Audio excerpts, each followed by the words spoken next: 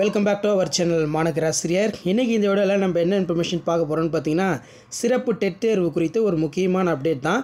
So தமிழ்நாட்டில் பார்த்தீங்கன்னா அரசு பள்ளி, அரசு உதவி பெறும் பள்ளிகளில் பணிபுரிய ஆசிரியர்கள் கண்டிப்பாக டெட் தேர்வில் தேர்ச்சி பெற்றிருக்குன்னு சொல்லி சுப்ரீம் கோர்ட் பார்த்தீங்கன்னா ஆர்டர் போட்டிருந்தாங்க. ஸோ இதை எதிர்த்து பார்த்தீங்கன்னா தமிழக அரசு உச்சநீதிமன்றத்தில் மனு தாக்கல் பண்ணியிருக்காங்க. இதுக்கு ரிலேட்டடாக ஒரு அப்டேட் தான். அதை பார்க்குறதுக்கு முன்னாடி மாநகராசிரியர் சப்ஸ்கிரைப் பண்ணிட்டு வீடியோ ஃப்ரெண்ட்ஸுக்கு ஃபார்வர்ட் பண்ணிட்டு பாருங்கள். ஆசிரியர் தகுதி தேர்வு உச்சநீதிமன்ற தீர்ப்பை மறு ஆய்வு செய்ய தமிழக அரசு பெட்டிஷன் போட்டிருக்காங்க. பள்ளிகளில் ஆசிரியர் பணியில் தொடர்வதற்கு, பதவி உயர்வு பெறுவதற்கு ஆசிரியர் தகுதி தேர்வில் தேர்ச்சி பெறுவது கட்டாயம் என உச்சநீதிமன்றம் வழங்கிய தீர்ப்பை மறு ஆய்வு செய்ய கோரி அரசு மனு தாக்கல் செய்யப்பட்டுள்ளது.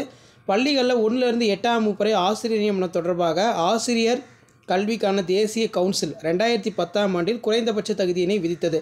அப்போது ஆசிரியர் தகுதி தேர்வை ஆசிரியர் கல்விக்கான தேசிய கவுன்சில் பார்த்திங்கன்னா அறிமுகப்படுத்தினாங்க. ஆசிரியர் பணிக்கு தகுதி தேர்வு அவசியமா என தமிழ்நாடு, மகாராஷ்டிரம் உள்ளிட்ட பல்வேறு மாநிலங்கள் தாக்கல் செய்த மனுக்களை விசாரித்த உச்சநீதிமன்ற நீதிபதிகள் அந்த தீபங்கர், அகஸ்டின் ஆகியோர் அடங்கிய அமர்வு கடந்த செப்டம்பர் 1 பார்த்திங்கன்னா தீர்ப்பு அளித்தது. அந்த தீர்ப்பு பிரகாரம் நீதிமன்றம் ஓய்வு பெறுவதற்கு 5 ஆண்டுகளுக்கு மேல் உள்ள ஆசிரியர்கள் பணியில் நீட்டிக்க ஆசிரியர் தகுதி தேர்வில் தேர்ச்சி பெற வேண்டும்.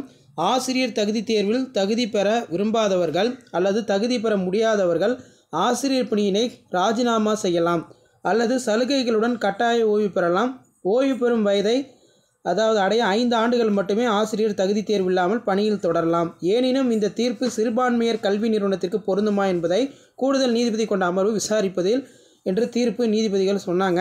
இந்த நிலையில் உச்சநீதிமன்ற தீர்ப்புக்கு எதிராக தமிழக அரசு மறு ஆய்வு மனு தாக்கல் செய்துள்ளது. அதில் ஆசிரியர் தகுதி தேர்வு விவகாரத்தை பொறுத்தவரை அது மாநில அரசோட கொள்கை முடிவுகளுக்கு உட்பட்டது என்றும், பல ஆண்டுகளாக ஆசிரியர்களை பணியாற்றியவர்கள் உச்சநீதிமன்றத்தின் இந்த உத்தரவால் கடுமையாக பாதிக்கப்பட்டு உள்ளார்கள் என்று தமிழக அரசு சொல்லியிருக்காங்க. ஸோ இந்த பெட்டிஷன் பார்த்திங்கன்னா எப்போ தாக்கல் பண்ணியிருக்காங்கன்னு சொல்லி டேட்டு பார்த்திங்கன்னா அதிலே மென்ஷன் ஆகிருக்கு. 27/9/2025 பார்த்திங்கன்னா பெட்டிஷன் உச்சநீதிமன்றம் சுப்ரீம் கோர்ட்டில் பார்த்திங்கன்னா தாக்கல் பண்ணியிருக்காங்க.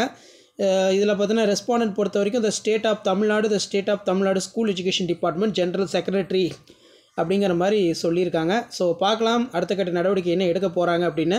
ஸோ இதான் அப்டேட். இந்த அப்டேட் யூஸ் பண்ணால் ஃப்ரெண்டுக்கு ஷேர் பண்ணுங்கள். மாநகராசி யூடியூப் சேனல் சப்ஸ்கிரைப் பண்ணுங்கள். கீழே பெல் ஐக்கானை ப்ரெஸ் பண்ணி ஆல் பண்ணுவீங்க. தேங்க்யூ.